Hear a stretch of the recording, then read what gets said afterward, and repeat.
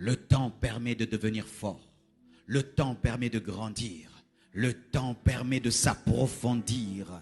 C'est pourquoi lorsque tu sèmes une plante, au début, elle est là fragile. Plus tu lui donnes du temps, les racines, et puis ça devient un chêne. Et si tu donnes plus de temps, les racines peuvent détruire même une maison. Le temps permet de s'enraciner. Quand tu passes du temps, matin après matin, tu viens devant Dieu. Matin, deuxième matin, 10e, 20e, l'onction commence à grandir. L'onction commence à grandir. L'onction commence à grandir. L'onction commence à grandir. Moïse est allé au sommet de la montagne. Il a fait 40 jours dans la présence de Dieu. Lorsqu'il est revenu, il est revenu avec la loi. Il est revenu avec les 10 commandements. Mais son visage aussi rayonnait. Lorsque tu as investi le temps dans la présence de Dieu, l'onction viendra dans ta vie.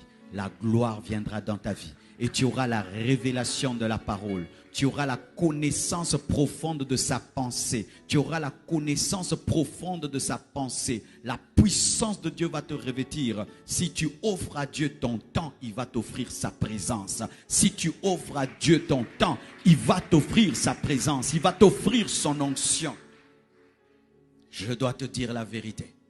L'un des prix à payer pour l'onction, c'est le temps. Tu n'auras jamais la même onction qu'un homme qui passe toute sa nuit devant Dieu en train de prier. Toi qui pries 30 minutes, vous n'aurez jamais la même onction.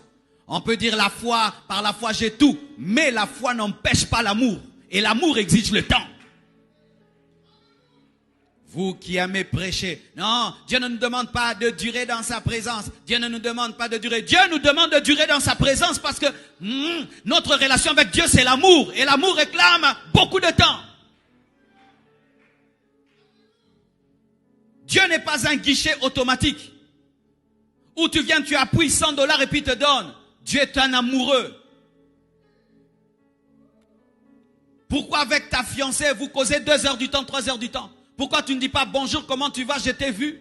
Pourquoi vous passez du temps? Et des fois vous passez du temps, vous ne parlez pas. Vous êtes seulement l'un à côté de l'autre. Et tu penses que Dieu n'exige pas cela, que tu entres dans sa présence, même si tu ne parles pas, tu es seulement là.